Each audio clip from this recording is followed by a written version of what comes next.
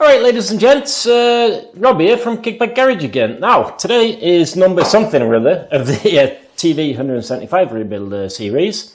And today I am, hopefully, I really want to start this thing up so that I can time it. And also I want to fit the leg shields.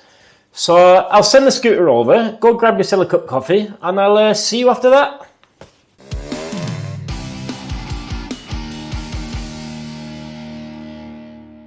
Right, just thought I'd show you what I ended up doing at the end of the last video, and that was I fit the carburetor, which is what is it? It's a 25 carb, and we want it to stay sort of original looking. So I fit this air bellow onto the original airbox, and we've got the high flow filter in there.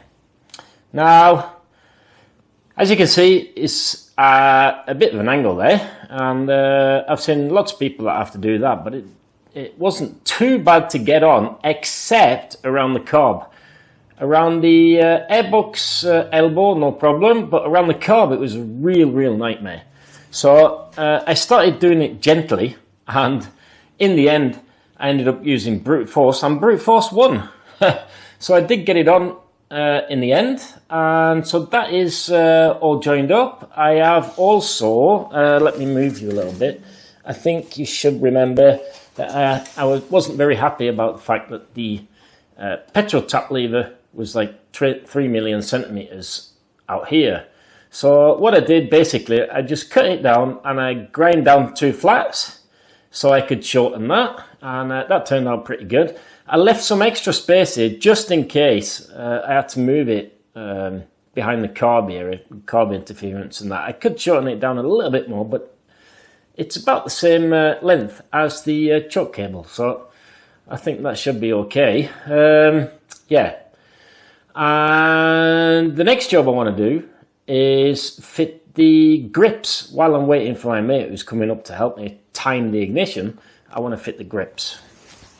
So let me put the scooter down here and I'll show you how I do that. Oh, not too fast. It gently does it. Boing! Nice one. Well done, sir. Right, so what I've got in this litre jug is absolutely boiling hot water, and I've placed the grips in here. Now, these grips, I think I need a pair of pliers to pick them up. That was very hot, yes. Right, so normally I'd fit, on all the other builds I've done the last sort of 15 years, I'd fit the Lambretta grips, but these here, they came in the kit with the Screwtopia rubber set that I bought. Well, the rubbers seem really good, but the grips themselves here, they were really hard. But now that I've had them in hot water, they're quite supple. So while they're still really hot, I'm just simply going to slide them on here, and you really have to sort of stretch them into the end there, and that, wow, that's it. That went on really quick. That was really easy. I thought that was going to be a bit of a nightmare because the, like I said, the Lambretta ones, they're really quite soft to start off with, but they softened up quite well and they expanded with the heat, and I just slide them on there, and that's job done. Right, so let's move over to the other side and see if I can get that. But this is absolutely boiling water, like I said. Right.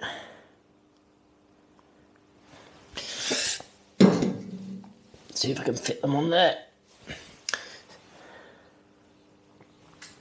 Instead of moving the camera, I'm going to do it the lazy boy way, and I'm going to put it like that. Right, hopefully these should go on in the same fashion. Just ease them over the end there.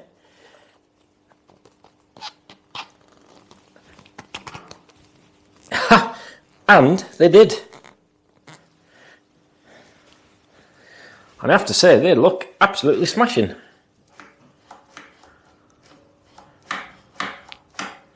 Nice! Ha! Easy peasy. So that was that job. Next job is, I can hear my friend is coming now. He's brought some petrol with him, so we're going to fill up the old tank, and we're going to see if we can start it. Oh, it's always a little bit scary. Always a little bit scary when you're going to start them for the first time, because I really need to time the ignition on this thing, and I want to check the electrics. I think I'll put the bulb in there and just see if that works and the rear light works, and then we're going to have a go at trying to ease on the leg shield. Normally I do that alone, simply by putting my knee behind it and bending it round. But because this is such nice paint, such a nice painted scooter, then I'm going to try and do it a little bit carefully. But first off, while I'm waiting for him, what I think I'm going to do is fit the rubbers, the rubber grommets, vibration washers on the struts here. And what I do there is I use a little bit of silicone on the back of the little rubbers, and I place them all over the holes. Like so, know what I mean? Yes. Right, lads. This is the day after we started filming this particular video here, because my happy helper, he was a little bit camera shy. So we've done a few things off camera, but I'd like to go through with what we've done. First off, as you can see, the footboard is in place, but it's not screwed down.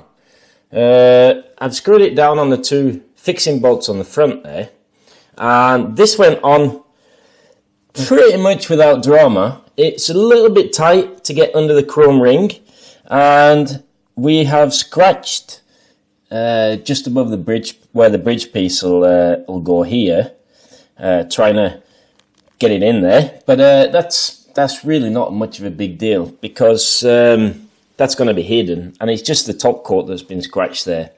It looks like we've been really lucky with the footboards themselves, because they are all in position, and they look really straight in relation to the holes on the struts there on the frame. So that was pretty straightforward. One thing that I found out is that on Series 3s, as you know, I've never really built a Series 3 before, you have two types of end caps for the leg shield rubbers. You have one here, which is like a curly one, and then you have one here that looks a little bit like the one that's on the Series 2. The problem with that is, when I was looking through the box of bits, it seems that I've only got for one side. So the other side is completely missing. So that's something I'm going to have to order, and that probably takes about 2 weeks. That's the annoying thing about living in Norway, I suppose. And the reason why I can't really do anything before they come is the fact that on this particular model, you have to fasten the mudguard before you can fit the footboard strips. Yes. So that means that I have to wait for those. I might actually buy stainless screws for the footboard strips. So that's another thing I can order at the same time. We did manage to start the engine there, but what was I going to say? Yeah, well, we'd managed to start the engine, and it started really, really easy. You have to take my word for that, because we haven't actually got a petrol cap. So what we ended up doing, we started it up, I timed it, and that I actually didn't have to move the starter plate whatsoever, which is very handy. So I bolted all that down, and I had to drain the petrol out of the tank again, because it was starting to smell really, really bad here, as you imagine, without the petrol cap on there. So that's another thing we have to get hold of. What else do we have to do? When I started it, the tick over was quite high, and the tick over screw did nothing, and the air screw did nothing. But if I revved it, it would settle down to the high rev range, which is about 3,000 revs. So what's wrong there is, I reckon I need to change the pilot jet in there to something bigger, because it was running a little bit lean. So that's something I've got to sort out. And fitting this, as I said earlier, fitting that was the hose and all that, and the carb was a real pain in the backside. So That's something I'm not looking forward to, and probably be a bit of swearing, so not camera friendly. You might be able to see the throttle cable is really long, so it's like in this S shape here, and that means that the throttle action itself is quite stiff. I've got hold of an elbow. I found one in my drawer for this particular carb, and what I think I'm going to do there, while I've got the carb off, I'm going to shorten the throttle cable and use the elbow so I get neater route in there. And that's about it really for the engine wise.